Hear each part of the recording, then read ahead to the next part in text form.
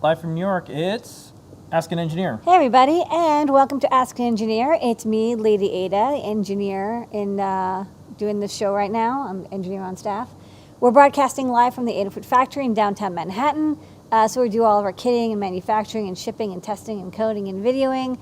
And where we're broadcasting from right now, with me is Mr. Lady Ada on camera control. Also puts together the show every Wednesday morning.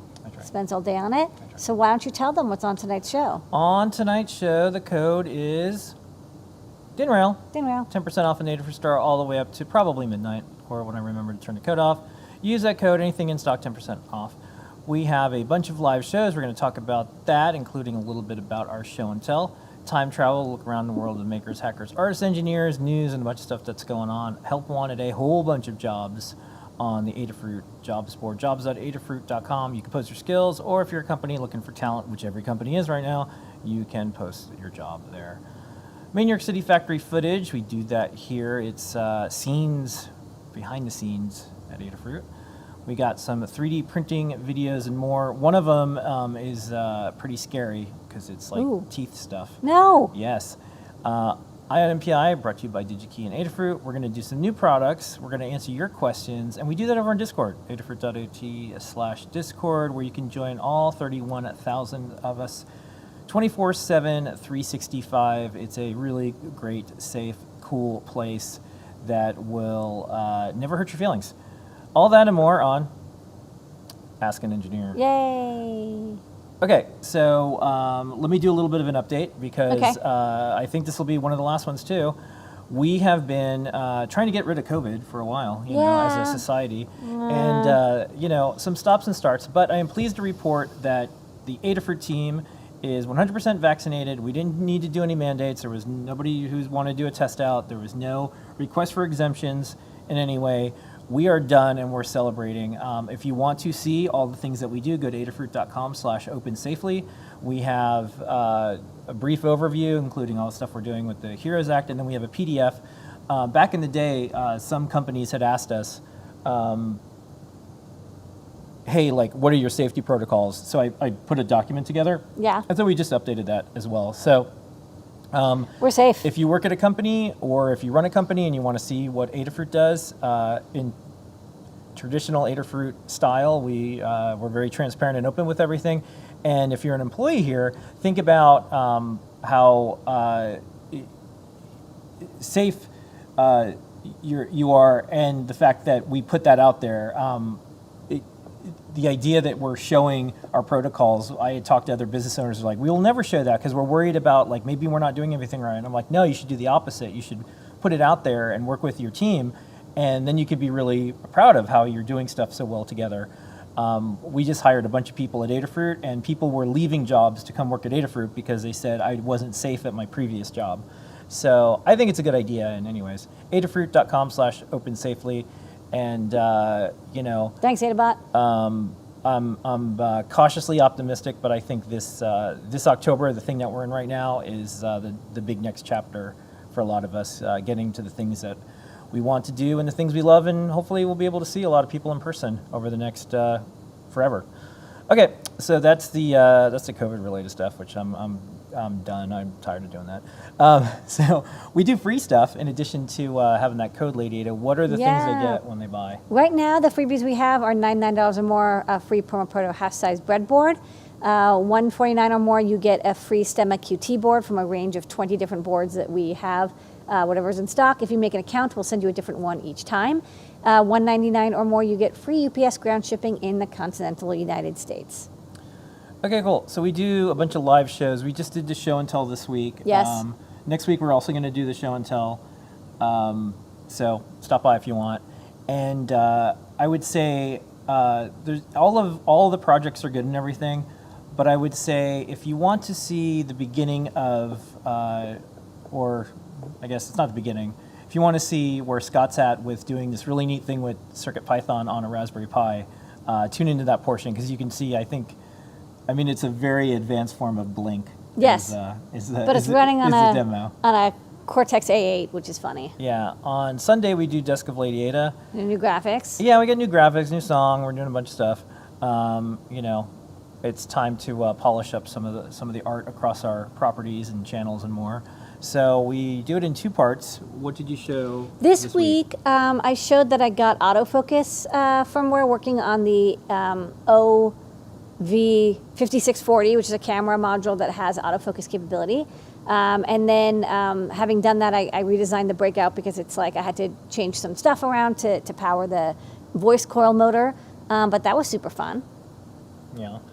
And then we do Where in the World Is That Part I Need? Well, that's the song, but it's called The Great Search, and we do that with DigiKey and Lady Ada. And this is something we started before the global chip shortage, but every week you help people find the parts they need. What was the part that you helped people find this week? Yeah, so the camera module that I'm using can get quite hot if you run it for a very long time, so I thought it would be useful to find a small heat sink that I could fit on the back of the PCB to help cool it down.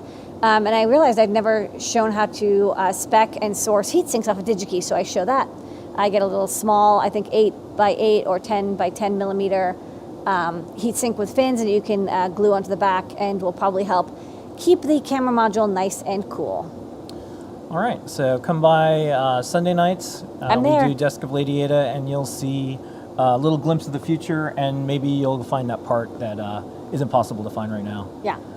On Tuesdays, we do JP's Product Pick. It is, I think, the only show that broadcasts live from a product page. I'll say this, I did stumble on Amazon the other day, and I don't know if I was part of some weird A/B testing, Yeah. but they had a live video, and they were talking about the thing that you can buy. Oh, yeah. There was a little bit of a disconnect between, like, I want to buy it and I want to watch this thing, but, you know, like, they bought Twitch, you know, it's like, this is where... They have a video, they own the video They have streaming video streaming. back end of the internet, so why not? So, anyways, the way we do it is JP broadcasts from the product page, and there is a discount automatically applied. You don't have to do a discount Yes. code or anything. So, here's this week's. Take it away, JP. It is the haptic motor controller board. So I've got the DRV2605L connected over I2C to my QT Py. It's being sent commands to run different waveforms when I press the different buttons. There, my little motor, I've actually stuck it with some blue tack onto a piezo pickup so that I can amplify it so you can hear it. Different click. Check out this one. This one's really cool. This is a ramp down. And here's the ramp up. There's a triple click. And there's just a big buzz. All of the different things that you do on your device, be it capacitive touch, be it real buttons, be it some sort of controller like this, you can have the user feel them, which is really cool. So that's the product pick of the week this week. It is the DRV2605L. It is a haptic motor controller. And don't forget, on Thursdays, there's John Park's Workshop. And during John Park's Workshop, there is the CircuitPython Parsec section. I got a bunch of stuff in the show tonight, so I'm going to skip playing that video. Friday, I suggest you check out Scott's Deep Dive, because he will literally be diving deep into a Raspberry Pi to get CircuitPython on it. So, Yes. Watch. It's a fun party learning computer architecture from the outside in and the inside out. Yeah. All right, time travel. We're gonna travel through time and space. Okay. I think. I'm into that. Yeah, I think so. So first up, we have a new video on our site. This is from Natalie and Yay. Diana, and this is the STEM chat, Halloween, potion making for kids, trick or treat at home, and more. And I have a little bit of a speed up if you want to. I think I have a speed up. Do I have a speed up of this? I don't remember if I do. Where would it be if I did? No, I don't. Okay, we'll just pretend it's going fast. I just have this screenshot, which is the thumbnail for the video. Anyways, go watch it. It's really good, especially if you have youngins and you want to do a Halloween project with them. Both Natalie and Diana are excellent educators, so do check it out. Next up, time travel.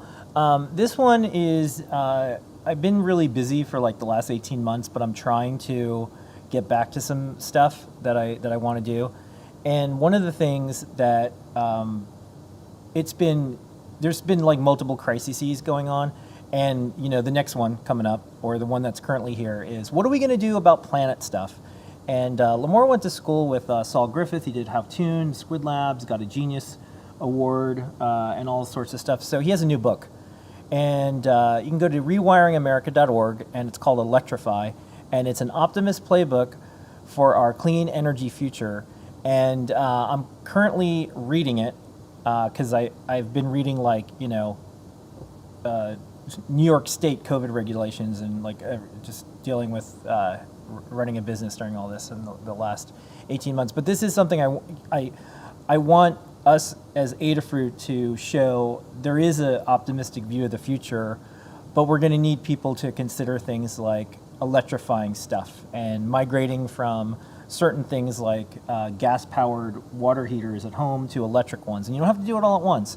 But Saul did a really good job of putting this together. I saw the book launch video that they had, and it was great. And I think this is one of the things. I don't think we're going to solve it with a hashtag or a bunch of carbon credits, which is just like, one day we'll fix it. So I think this is a realistic way to address some of the things. It doesn't fix everything, it doesn't address everything, but there is a path forward, and it involves engineering and technology, and there is ways to do stuff. So here's a little bit of a trailer for the book. It's only 30 seconds, so I thought I'd play it, and then I'm gonna finish the book. I'm gonna send questions over to Saul. I'm gonna interview him, and then I'm gonna see what things make sense for us to say, like, oh, if you want to do this type of thing, and over the next 20 years, here's some things that we do now at Adafruit. Like, you have a really good solar tracker. We do a lot of neat things. Adafruit IO is all about sensor logging. A lot of our stuff is low power. And, we're a New York company. Our footprint's super low. We don't take planes or cars or do anything. So, we try to do everything we can, but there's always more you can do. So here's a little bit of a overview of the book.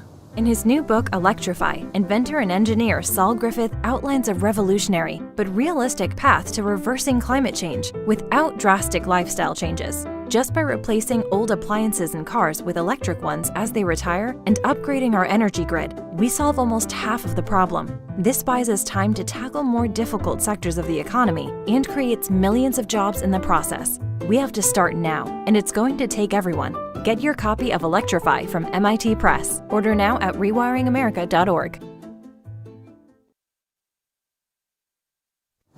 So anyways, I got my copy from bookshop.org. It's an independent bookseller, but it's also available in all the places you'd expect. You can also go to MIT Press in Kendall Square. Oh, you know what? I did have a little thumbnail. So yeah. Let's go. So this is the time travel section. I can do anything I want and go back in time anytime I want. Green Knight style. Okay. And so here's just a quick speed up of the chat and all the things that you look can at these make. potions. No, I know. This is cool. Oh, potion drinks. Oh, so you can make like little kid drinks and adult potions with adult get them started early. alcohol. So next up. Be useful, kids. Make me a gin and tonic. Yeah. Okay. So because our team is feeling pretty good about our, operating safely, vaccinated stuff, we're decorating around here at Adafruit. So here's Lady Ada and Ashley. We're decorating different parts of Adafruit. I just wanted to show what we're up to. Here's a little video of our lobby. Things are different. This was like hour one. Ashley wanted to do this. She project managed this like a beast. Yeah, she already, I think she said, I'm Halloween 364. I just have to dress down those other days. Yeah. And so like the day after, you might be like, I want to wear pajamas. Yeah, But she so- really is. She's like so we have this. gothed out every day. So I managed to get one of these big skeletons, and we're doing fun stuff with it. This is the default skeleton. Don't worry, we're gonna do some cool stuff with it. But Yeah, we just set take this it up away. and test it out. Yeah.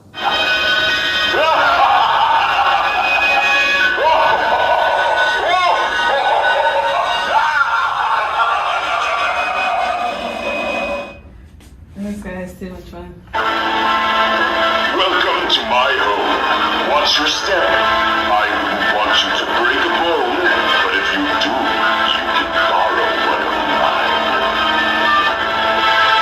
mine. All right, so I've got some AdaBox news. So here's the news. There's good news and there's news. The good news is you're probably thinking there's no way AdaBox could possibly ever ship because there's a global chip supply shortage, there's a shipping crisis, everything is going wrong, And The airports are clogged, the yeah. ports are clogged, Yeah. the railways are clogged, Floods there's everywhere. no truckers everywhere. So Yeah. the good news is we are shipping AdaBox now-ish. The other news is there's a good chance you're not going to get it by Halloween, and sorry, because everything We really tried. We- We even actually got everything early. months ago, we and did then everything. all the So- pallets got stuck for weeks. So right now there's still some remaining things that are making its way so we can ship. Yeah. So you'll see your shipping notification shortly. If this is the worst thing that ever happened to you, just cancel your AdaBox subscription. Yeah, just and email then- and we'll cancel and you won't and we then- won't ship you one and you yeah, won't have to worry about 'cause- it being late. Yeah, and then like come back to it next year when like the world is healed, and it's not. It's gonna probably be a little weird for a while. So my request is like if this is like don't be mean to the staff and like email and be like, where is it? I can't believe this. You're just like don't do that because I think we all have. Look, I can't get my matcha tea in the morning. I like a nice matcha and they're like, we don't have any and we don't know when we're gonna get any. So that's the world we're living in now. Yeah. We went It's to cool. Yeah, we went to the store, and I'll just leave out the store, and It was like bare shells. It was and kinda they cool. removed everything because you could tell some of these big box stores like they only Yeah. get stuff via sea freight. So anyways, if that's not going to work out for you, just email and cancel it. You can start it up later. But there's a chance you might get it, but I in our business we have to say like no, like you're not going to get it, but there's a chance. But you will start seeing the shipping stuff, and it will make its way. You can look online. Everything is slow. Even if we shipped everything last week, there's a good chance, just with delays everywhere, it would still not make it. So anyways, we're going to try our best. But that's the news. But thank you for the folks that are patient. Really appreciate you. Okay, Colin's Lab. We have videos from Colin on Mondays, Tuesdays, Thursday, Friday, except for this week. Colin's off this week. So I'm going to show 3 of these back to back. Okay. The last one is the fritzing one, which I really liked, Yeah. because a lot of people don't know about fritzing. So take it away, Colin.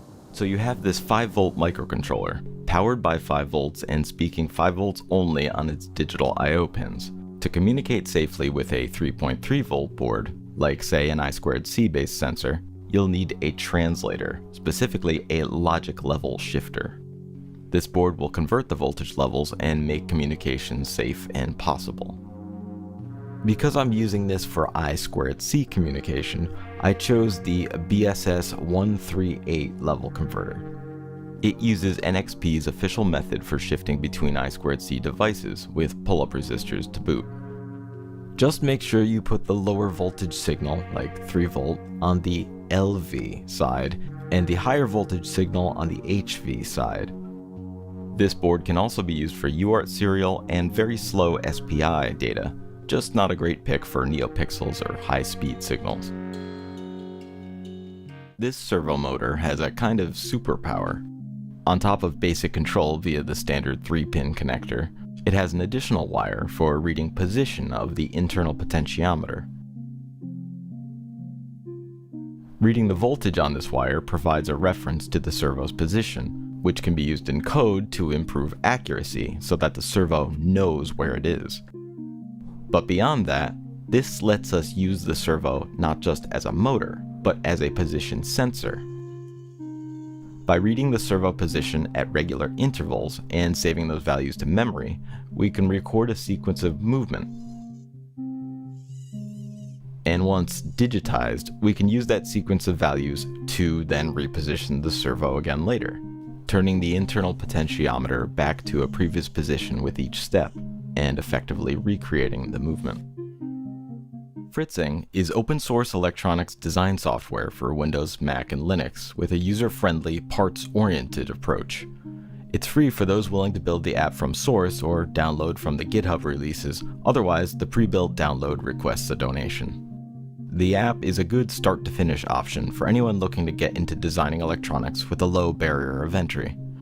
While lacking support for some advanced features common to CAD tools, Fritzing is easier to get started with, featuring a unique breadboard editor, which by itself can be a great tool for creating educational graphics. This view works in concert with the schematic and PCB editing tools as a natural path from circuit to physical PCBs. You can even send your design out for fabrication from within the app.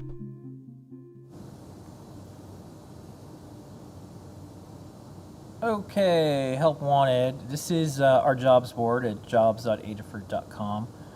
This is free, and we review each one because we Good don't like posts for good jobs. we don't like sketchy, scammy stuff. No. So this week it's one company that has a ton of stuff. So this is the folks who do Light Pong. They were on the show and tell They were on the show and last tell. week. So software security engineer, QA engineer, testing manager, gameplay programmer, firmware developer. But wait, there's more. There's more. Network programmer, backend developer, front-end developer, UX UI designer. So check this out. Jobs that for Kind of like anything you do, they're probably hiring. maybe. Firmware. Okay. Okay. It's All right. time. Blinka, blinka, blinka, blinka. What's new? Yeah, we got. I'm wearing my CircuitPython shirt, so You are. I'm in style. That is the rule. That's the dress code here. Yes.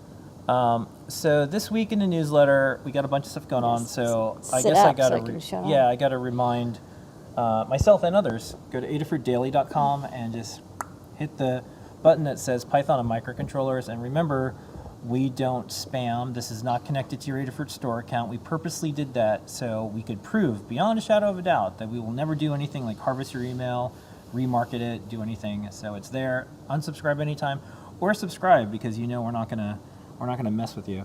So this week there's a bunch of events going on. So the RISC-V Summit is happening. This is PyCon US 2020. The planning is starting. Check out the PyCon blog. There is a giant amount of keyboards that are coming out. Since we do HID stuff with CircuitPython, it seems to be the choice. If you're doing a keyboard that has an RP2040 This in is it, a really cute keyboard. yeah, this is nice. And then I'm glad we added that low-level keypad support. Yes. Boot sequence chart for CircuitPython 7. There's Hacktoberfest. There's the Halloween Hackfest. It is still open hardware month. I thought this was neat. Someone somebody built made a a little project. IoT flower pot, uses CircuitPython. A little reminder for Scott and JP. We interviewed Simon Monk, did a programming Pico. There's a chapter on CircuitPython, and there's also a bunch of MicroPython. We'll have Simon on the show and tell next week. And then there's just an He's a unending buffin. amount of stuff. And then I thought this was kind of neat. This is, it's basically like our Feather RP2040, but these folks have one, and I like what I'm seeing. More feathers. Well, it's a Feather, and now it's all got about STEM like, QT, does it run CircuitPython? Yes. Yeah. So that was kind of cool. So check out all this stuff and more. And then this week I have one video, and this is the camera stuff that you're working on. So I'm gonna play that. Okay. Data, what is this? Okay, I've been playing around with lots of camera modules to get camera vision data in CircuitPython into like an ESP32S2, and this camera is kind of neat. Inside it actually has a voice coil so it can do autofocus. I've loaded in the autofocus firmware, and you can even see, here's the little camera, and I'm powering it from 3 volts. You can see it's like trying to do the autofocus mode. So if I put something in front of it, it can actually do macro shots. And if I put this away, it'll focus on us. So, so far so good. It's kind of neat. You can even hear a little clicking sound when it does the autofocusing. The voice coil actually, like, literally moves the lens back and forth. This is what happens in your smart cam. But now it works in CircuitPython. So that's great. I'm going to write this up and release a driver for this OV5640 camera with voice coil. And that is this week's Python on hardware. Next up, we're an open source hardware company, and to prove it, we have a bunch of documentation and code and files and more. We put those often on our learning system. Adafruit's learning system has 2,561 guides. Oh, that's a good number. This week on the big board, Lady Ada, I'm going to start with the this one, and then I'll go to each one after. Yeah, I think we did an update. Liz updated the firmware code for the mini LED audio visualizer. So the guide's not new, but there's new code. And then Carter also updated our accessing Adafruit PCB design files guide. He added a section on taking measurements using the built-in Eagle measurement tool. And wrote a guide on submitting Arduino code to the learning systems for guide authors for the most part. And I think also Kattni and Philby finished up the iLights LED glasses and driver guide, including more examples. JP finished up the guide for adding wireless LEDs, inductive LEDs to models with a couple different examples. Yeah, I'm going to, Lego teamed up with Flickr for a contest, and I have some Lego history that I'm not going to get into. So I'm going to enter these photos into the Lego contest because I'm going to put them on our Flickr page. And if there's voting, everyone, I'll let you know. Yeah. So what we did is we put these little LEDs inside the Legos, and we're never going to call them wireless Lego. Wireless. We're not going to say the word Lego in there. But anyways, there's a contest, so we're going to do that. Okay. That's the idea. We also have a guide for the Adafruit AT-Tiny 817 breakout. Kattni wrote up demos for both Arduino and CircuitPython using this board. You can use it as a dev board, but we kind of advertise it, and they're selling it as a Seesaw platform because it's pre-programmed with Seesaw. And then Kattni's also been going through the Welcome to CircuitPython guide and giving it a big scrub down. A lot has changed in the last couple of years with CircuitPython, and we want to optimize this guide, correct any out-of-date information, update some examples, and maybe simplify some of the demos since we have so much hardware now that we should probably just show one wiring diagram and then send people to guides if they need more details. Yeah. All right. It's time for some main New York City factory footage.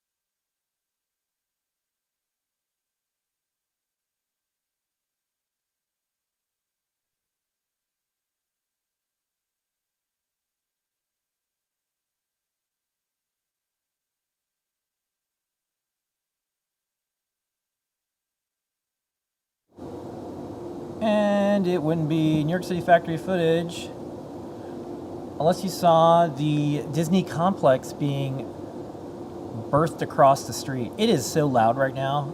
It was outside. It was so loud. We were like, we have to go It inside. was so loud. It was so loud. All right. 3D printing time. It is. Okay, so we got two things. We've got this LED glove thing. It has Lego thing, bricks yeah, and stuff. inductive And then we charging, have yeah. this really cool speed up of a drill bit holder that is Teeth. It's freaky.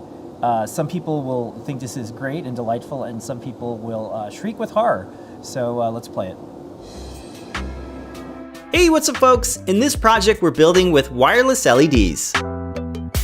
This uses electromagnetic fields and inductive coupling to pass power through the air. Each LED has little coils soldered to them so they can light up wirelessly with a distance of about 15 centimeters or 6 inches. This kit comes with a large inductive coil and 10 wireless LEDs. We designed and 3D printed pieces so we can fit them into Lego compatible bricks. We think this looks the best with transparent bricks so you can illuminate pieces like these infinity stones. The inductive coil is secured to a foam core board with Kapton tape so it can be propped up vertically. We're using an adjustable power supply to light up all of the LEDs so we can easily adjust the brightness. We designed two different sizes of Lego compatible bricks. One houses a single LED and the other can fit two LEDs. The LEDs are fitted inside the 3D printed brick and they twist to lock them into place. This makes them non-destructive so you can still pop them out if you ever need to. The double LED brick uses a divider that holds them tightly in place so they won't rattle once fitted inside.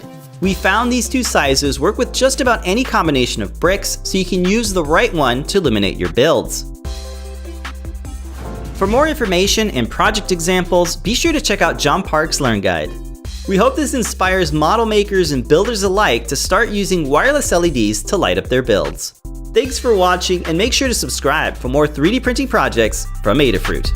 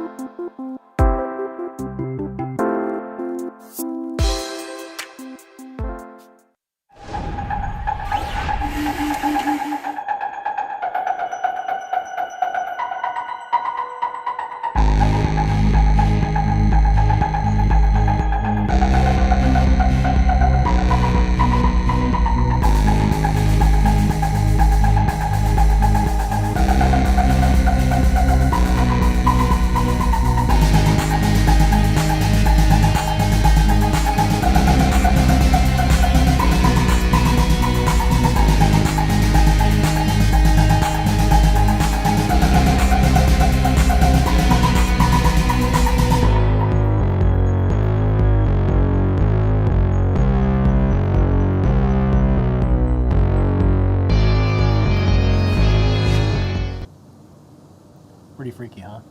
Teeth. Yeah, I saw that. I'm like, we got to do this. So tune in on Wednesdays to 3D Hangouts with Noah Pedro and learn how to make all this stuff and more. Okay, before we go on to the next segment, don't forget, DinRail's code. Code's DinRail, 10% off on the Adafruit store. All right, lady, it's time for Eye on MPI. That's right.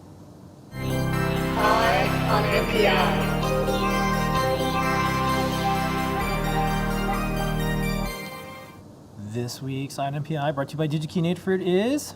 It's from ST. We've got another one of the ST sensors, and this is one that's actually available in stock. ST makes a lot of sensors. I like to sprinkle them throughout the year because I don't like to have only one vendor, but they do make amazing time-of-flight sensors. So this week's product is the VL53L5CX. Now, ironically, the actual sensor does not have that printed on it so nicely, but that is the part number. And this may sound familiar because ST's made a lot of sensors in this family called, I think, the FlightSense family of time-of-flight sensors.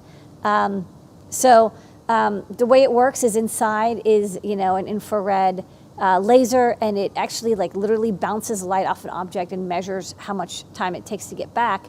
And they started with the VL6180, which I think was about a meter distance max, and then they had the VL53L0X, the 53L1X, the 53LCX, and then now the VL53L5CX. This is the 5, and before it was the 3, before there was 1, before there was 0. So it's the number is incrementing, and they skipped 4. Why? I don't know.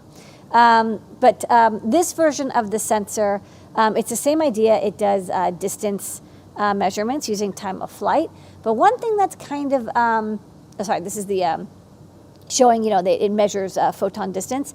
But what's really neat about the V53VL5 is that it now has a matrix of 8 by 8 that it can use to do,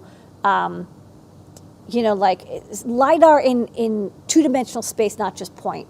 So if you see here the history of these chips, starting with the 6180, and we have breakouts for all the early ones.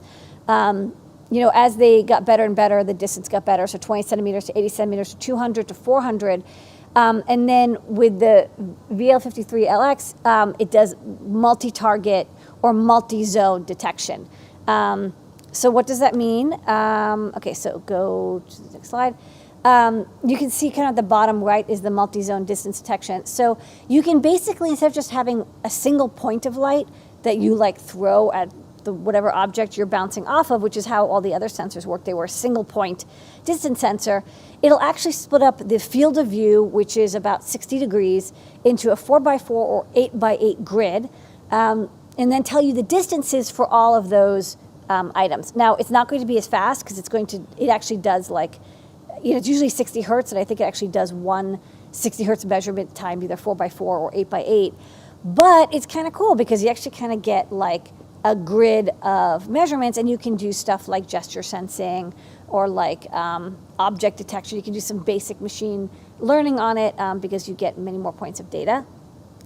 You can, showing here the 8x8 grid and the distance. So you can start doing things like, if your hand is going back and forth, not just up and down, or if it's moving in a circle. I have a demo. I'll show, kind of what the quality is, although I think, we can do more filtering on it. But it actually works. Like you can get data and across, again, a range of up to 400 centimeters for each data point in the 8x8 grid. And this is what it looks like. You can do 4x4, you can do 8x8. I didn't try 4x4, I've only tried 8x8. Why would you do 4x4? It's much faster because you don't have to measure as many data points. So, you pick which one you want. What I like about ST is they're now releasing an ultralight driver for their sensors. So this is a sensor that's actually quite easy to port to a microcontroller. You can port it, people have ported it to Arduino, you can port it to whatever chipset you want. Historically, it's been very hard to get drivers that weren't tied specifically to whatever chipset and IDE the company wants to use. So if it's like NXP, it'll only work with MCU Espresso. And then if it's, Atmel or Microchip, it'll only work with, Atmel Studio or the PIC IDE or MP IDE. But what's nice is this driver is completely agnostic, and you can use it with GCC or Keel or whatever you want. All you have to do is implement the I2C and GPIO data rights and I think like a delay, and it'll actually do the rest of it, which is pretty cool. We even designed a breakout, although it's not done yet. But it wasn't too hard to put it together. Again, the pinouts are, even though it's not physically the same size as the VL53L1 or L0, the pinouts are very similar. Like the overall design is not that much different. They did add a I2C low power, like I2C reset. That's the iReset pin. And that's to allow people, one of the things that has always been a little annoying is there's a fixed I2C address and there's no I2C address jumpers. And if you want to have like a bunch of these, you can hook them up on the same bus and put them into reset, like all but one put into reset, and you can reset it into a new I2C address. But it always meant you had to like physically like actually reset the whole thing. Now there's just I2C reset. So it's a little easier to just turn off only the I2C section without having to turn off the whole chip, because it does take a couple seconds to boot. And best of all, it's in stock. Available on DigiKey, 257 when I checked. 957. Oh, yeah, sorry. Yeah, 957. So there's quite a few. Yeah. Pick them up. They also have some dev kits. I'll show off. I got like little breakout boards, but they also have Nucleo, add-ons for ST development You boards. want to show your demo? Yeah, I'll show the demo. So this is the focus. So this is I got 2 breakout boards because I'm smart. I always I actually came with 2 breakout boards in this little kit. This one's nice because it just gives you the sensor here, as you can see, and then a bunch of pins, and then like I think this is a 2.8 volt LDO soldered on, and you can even kind of see this blinking here. That's the time of flight laser, coming out from the sensor, and then it's diffraction graded into the 4x4 or 8x8. I'm gonna move this over here. So this is a clue board, and I'll say, like, I think this needs a little bit more work. This is like me spending like, a couple hours on it only. It definitely, if I put my hand and then I tilt my hand, you can see the tilt of the hand does, change the gradient from, being light on, hold on, there you go. If I tilt my hand, it does do some detection. What would be really good, I think, to do next is I want to do some bipolar interpolation, just like we did with our thermal cameras. But I can see how you can do like gesture sensing recognition. And they also have a video on using this for water level sensing. Apparently, That's it's a good another idea. really good use. If you don't want to actually dunk something in water, Yeah. you can just have this, because it can do 4 or 8 meters. Some of the versions of this chip can do 8 meters. So that's this chip. So, basically the upshot is it's very similar to the previous 53L1Xs, but it now does this 8x8 grid. So you can use it as like a micro LiDAR for, robotics applications or gesture recognition. All right, and that's this week's Eye on MPI. Yay.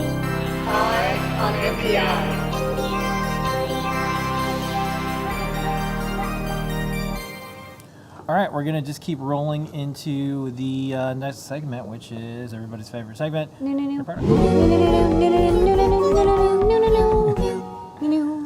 All right.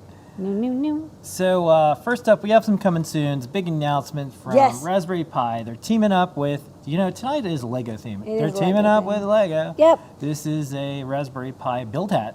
Yes, it has an RP2040. We do not own any of these. Otherwise, believe me, I would show you Yeah, one. It's a hat, hardware attached to the top of a Raspberry Pi, plugs into your 2x20 Raspberry Pi. So anything from a Pi 2 or 1B plus up to a Pi 4, Pi 0.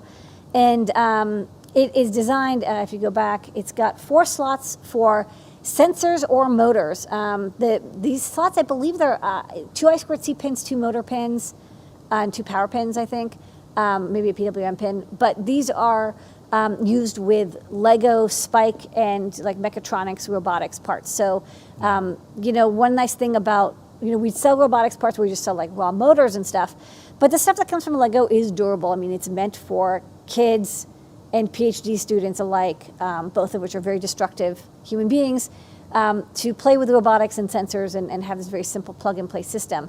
That said, I think, even though they're doing MicroPython with, Lego Mechatronics products now, you might want to have something more powerful. You might want to integrate it with Minecraft. You might want to integrate it with Scratch. You might want to integrate it with Python. Attaching it to a Raspberry Pi and then using the Python library that has been written will make it a lot easier for people to be able to do like quite advanced robotics. Another thing is the camera on the Raspberry Pi is really powerful. You can do machine learning stuff where the camera on the Raspberry Pi is recognizing stuff and then moving the motors through the build hat. I'm just going to toss in a prediction. So the Raspberry Pi Trading Co., they took funding. Yeah. And eventually, you got to sell. Yeah. Or go public or something. Why wouldn't Lego just buy them? That'd be that'd be a pretty good match. That's a good Anyways, match. speaking of Raspberry Pi stuff, There's also a power supply that goes it's with coming this. soon though. This also coming soon. Don't have them yet. So the build hat requires a power supply, and this is an 8-volt, 6-amp power supply. It's a little bit of an odd voltage, right? 8 volts, it's like not 5 and it's not 9. And it needs 6 amps because, the motors are quite chunky. They can draw, an amp or 2 apiece. So this power supply is designed specifically for the build hat. And the build hat has a step-down converter, so it'll also power the Raspberry Pi when you use this power supply. So we'll hopefully get both of these, again, between chip shortages and shipment delays, but Yeah, we'll see. hopefully we'll get these by the holidays. Next up. Okay, next up, retail. We're talking to the ARM Foundation and Realtek, and they were like, "Hey, can you carry some Realtek stuff?" And we're like, "Yeah, we'll carry. What do you think we should carry?" And they're like, "Well, why don't you carry the Realtek Amoeba IoT dev kit?" And I was like, "Okay, yeah, this is kind of an interesting dev kit. Amoeba is interesting. There's definitely high competition right now for microcontrollers, especially ARM Cortex microcontrollers and similar." Where there's a Wi-Fi and or Bluetooth module built into the core. And that's what Amoeba is. It's the module that you see there, it's kind of a chunky module, but it has a dual core ARM processor. I think it has Wi-Fi, has BLE5 support. So it's kind of like an IoT processor, and it's designed to be low cost, easy to use. And one thing that is nice about it compared to Espressif Core, it uses ARM.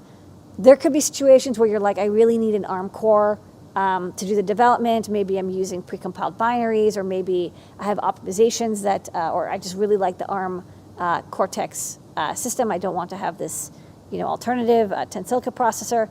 In which case, check this out. So it's a dev board. Let me zoom in. Okay. So this is the module itself, and it's got a tin, and it's got the antenna. It's got audio output. It's got microphone input. It's got a couple buttons here. On the back, it's got a micro SD slot. This is a USB serial converter. I don't believe it has native USB. Well, I could be wrong. Actually, it looks like it does. This is probably the native USB, and this is the FT232R. So this is the USB serial converter, so used for debugging. This does have Arduino core support through Realtek. You can download a board support package, and they have example code for using it with Arduino to connect to Wi-Fi and Bluetooth. You know, I always like carrying lots of different chipsets. We've carried like 10 different Wi-Fi boards, and this is another one. Yeah. It's not for beginners. I think if you want something that has tons of examples, maybe use Espressif or use a Raspberry Pi. But, you know, there are situations where you might want to experiment with a new platform, or you want to use Amoeba. This dev kit's great. Okay, and next up, the stars of the show tonight, besides you, Lady Ada, our community, our customers, our team, and everyone here tonight, are some DinRail stuff. That's why the code was DinRail. Yeah, we're going to get back to having some more Adafruit made stuff, but in the meantime, it's some DinRail boards. So you got two things. We got two different ones. Yeah. So people really do like our DinRail like breakout boards and stuff, and I was like, well, we should carry something that's just like a kind of a simple terminal block. So we have two options. One's like a 1-to-1 10 by 10, and one's a 2 by 6. So let's go to I like showing these photos of masks. I know, there's like snakes. Okay, so let's go to the overhead, and I'll show the 10 by 10, for lack of a better word. So this one, you know, again, this is a terminal block, and you can push to, you know, I don't want to break my nail, but you can use a screwdriver to press in to release or plug in stranded core or solid core wire. This one, if you see there's numbers, the number goes from 1 to 10. So each one of these, each 10 terminal blocks, they connect through one to the other side. So this blue wire is connected to this blue wire, this white wire to the white wire, this green wire to the green wire. So this is for, like, you know, basically making wiring jigs. Of course, the slots on these terminal blocks are kind of chunky. So if you want to connect multiple wires inside, you could probably do like 2 or 3 22 gauge wires on each side, but it really is like a 1-to-1 connector, and then on the bottom there's the DinRail slot. And then the 2 by 6, this is kind of a power distribution bus. So on one side there's only a 2-pin connector, and there's a little plus and a minus, so you can imagine you have power in here, plus and minus. And on the other side there's a whole row, the top row is plus and the bottom row is minus, and you get 6 of each. So this is really good for, like, okay, I want to distribute my 5 volt or 12 volt or 8 volt power in and then out. I can see this being used for like NeoPixel strips. You know, you have like one gigantic 10 amp power supply coming in here, and then strips going out to individual NeoPixel strips on the other side. Either way, they fit perfectly on classic DinRail. This is my little magical piece of DinRail. And for the folks who aren't familiar with DinRail, where would these DinRails be besides, you know, this demo in your hand? Like, where do these exist? The only thing is, it's always hard for me to remember which way it goes. Where do they exist in the world? So they're often used in, industrial and mechatronic projects, like when people are doing industrial projects, because basically you can just attach stuff to this standard. It's DIN just means it's a standard railing. And you can move stuff around. So I see these in robotics. I see this in automation processing. I see this when people are building room-sized projects where they want to mount electronics securely, but it's still like exposed when you can get to it. What about like server racks? Server racks, I don't think they use DinRail, but you can attach DinRail to server racks. Sometimes, you know, they'll have it. The servers usually go into, one-use slots. Yeah. I think DinRails are, I don't think that's what they use in server rooms, but I could be wrong. But they, you know, for other parts of the server room, they might, you know, on the wall if they want to mount something. But I see that, you know, basically whenever people do large projects, it's kind of a favorite. Mechanical engineers love this shit, by the way. Folks are saying PLC controls inside of kiosks, telco closets, inside of server cabinets. Yeah, cabinets and closets, because it's easy. You know, there's a lot of mounting holes. You drill this on, and then you can easily slide things around, attach it, detach it. It's a way of doing attachment, and then you can sometimes you can loosen these, or you can pull this up, and then you can Yeah, you there's have to screws remove on it. the side. Maybe there's something Yeah. like that. I don't know. Anyways, so we have a couple din rail things like breakouts and stuff, and now we just have a little bit of Yeah. more din rail party going on here. And that's new products. Yay! New products, new products, new products, new products. All right, great. We have plenty of time. We'll do some questions. We had to get out a little earlier tonight, so Yes. we got everything in, but it was important for us to get We get to everything. finished by a certain time tonight because we're busy. It's which an is- hour-long It's good busy. show. Yeah, yeah. We're finishing now. So, whoops. Here's the question time. We don't have top secret this week. We'll have some more top secret soon. So head over onto Discord, adafruit.it/Discord, and ask your questions. I have a couple lined up. All right, great. You ready? Any plans for products with RT8720DN? I think that's what the Amoeba is, and Okay. so that's what we're Okay. carrying. I think it's a nice breakout, and honestly, it has everything on there. So I would just use that, and if you're going to use it, plug that into whatever, make your own little Shield type dev board thing and plug that in. Yeah. So I think this is not out yet, but this is why they can't find it. They said, "How do I get my hands on the time of flight on the breakout?" I don't see it on the website. Yeah, well, our breakout isn't done yet because I just designed the PCB and I only got this code working today. But there are breakouts available on DigiKey. If you search for that part number, you can get the chip, but there's also a couple breakout boards available. Question: do y'all have company titles? Yeah. Well, we have a CFO. we I'm have the a CLO, engineer. You're an engineer. I'm Yeah. managing director. I'm Blinka, shirt wearer. Yeah. Used to be creative director. There's all sorts of titles. You were the But- cat wrangler. Yeah, but I'll say this: we're a pretty flat organization, so folks will have titles they'll be directors or seniors or leads, but it is pretty flat, so people don't get too hung up about it. But we're always cool. We don't do things like VP of this, VP of that. We actually have director level, and we have C-level folks too. Next up. Can the induction ring be square, rectangle, triangle shaped and still work? It can, but it's never going to work as nicely. You're going to get the most efficiency when it's round. Okay, here's a random question, but if you could tell yourself from 3 years ago any advice, what would it be? We ask those type of questions. I would in like job stock interviews. up on N95s, masks. That would have been really handy to Yeah, have like 10. yeah. I think the advice would be kind of the same advice I would tell myself during any times. There's just going to be some ups and downs, and the best thing you can do is be good to one another because, like it or not, we're stuck with each other. And so, as hard as it is sometimes, if you can remember that, then things will eventually get better. This has been a tough year and a half Yeah. for a lot of people. So, and I think the reason why we're coming out the other side in a pretty good spot is because the way we treated one another. And I think our customers and all of y'all out there rewarded us we did a show every week, we told everyone what's going on, and it was important to a lot of people, and there was a lot of times where we were exhausted and we wanted to stop doing a lot of things, but we kept pushing through, and we're really thankful for the community and keeping us going. So thanks. So that would be the advice. So it's to say, I could send that anytime, and it would still be relevant.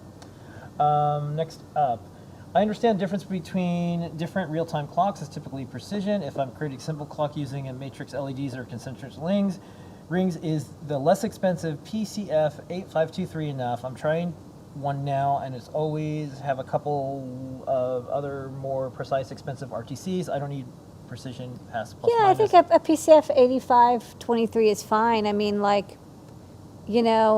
especially since every year you're going to be changing the clock probably to account for daylight savings time, and then at that time you'd correct any seconds or minutes off. Yeah. Question, is there a way to switch power off on through a thin plastic enclosure? I have a Lipo battery, plus itsy bitsy inside a plastic thing, but no way of turning it on off. Thinking a magnet might do it on reach switch. Yeah, if it's through a plastic case, then you can use one of our door sensors, honestly, which is a reed switch in a plastic shell that's mountable, and then you just put the magnet on the outside. That's one very easy, low-cost way to do it.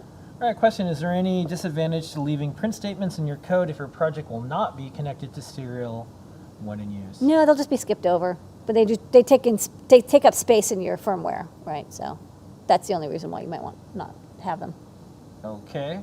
Do you have a Lipo charger with an I2C to report battery level?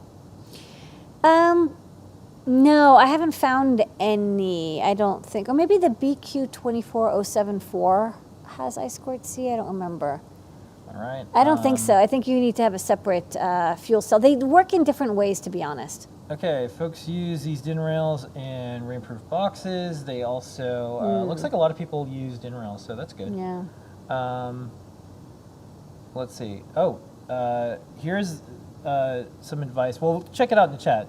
Miss Certainty Bruce has some good ones. Life is going to be a lot harder than you imagine. Remember, take care of yourself and be kind to others. Yeah, it's a good, see, theme. Let's see if there's any more coming in here. Okay, there's a lot of 63-year-old fans of yours. Yay. Way to go. You got that market corner there, Lady Ada. Cool. Let's see. Didn't rail. People are printing out stuff. I think we might be through all the questions. Well, you know, if you're watching this recorded and you're like, oh, I would love to ask a question, you can always go to Discord and ask questions. We're there all the time. Let me just make sure I didn't miss any in any of the other chats. Even though I'm supposed to only look at Discord, I think we're good. Okay. Okay, those are the Thanks, questions. everybody. Oh, wait, here we go. How much experience do you need to gain the title Blinkish shirt wearer? Oh, because you have one. Me. Well, You have to be me. I would say... You have to show them the shirt. I would say, so Noah and Pedro made these shirts. If you were to do something really cool that helped Noah and Pedro, that you might be able to convince them to send you a shirt. But that's completely up to them and you. I have nothing to do with it. But they've been known to send shirts to people. But it has to be, you know, for... oh. There was one other question, sorry. I missed this.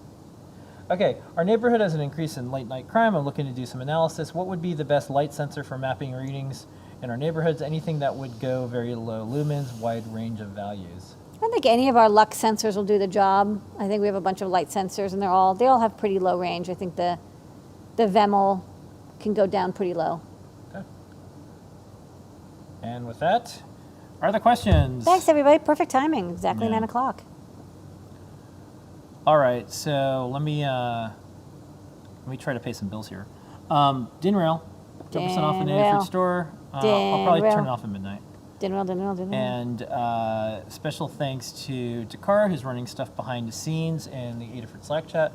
Special thanks to everyone in the chat. Great questions and commentary and Super comments. chill and show. more. Yeah, we y'all had to make it really chill today. Y'all made the last hour and a half really great. Thanks. It's been a some week. Some days are really hard, but y'all bring it home. Yes. So we'll see everybody next week. Next week is the AdaBox unboxing, but before that is going to be the show and tell. And once again, if is it 27th or is it next week?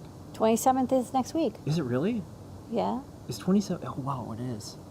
Wow, time's flying. Why? So, what? No, it's time's moving really fast. Yeah, that's when we do the unboxing. It's before. It's for Halloween. Yeah, 7 days. Okay, so we're doing that next week. And you know, if you don't get your box by Halloween, please be cool. Please be cool. Believe me. We did everything. We tried. I'm surprised. Like we were getting ready to be like, well, it's not going to ship, but we're shipping. It's just we shipped out. We shipped out the parts October 1st. No, sorry, September 27th, and they're showing up on Friday. Yeah. Should have been 2 days. Was 30 days. Yeah. So check that out, and don't worry. The AdaBox, like you're gonna have fun with this all year long. Yes. But if this is the end of the world for you, just cancel and come back later. Yes. It's okay. Thank you. No judgment. All right. We'll see everybody next week. This has been an Adafruit production. Bum, bum, bum. Here's your moment of Zener.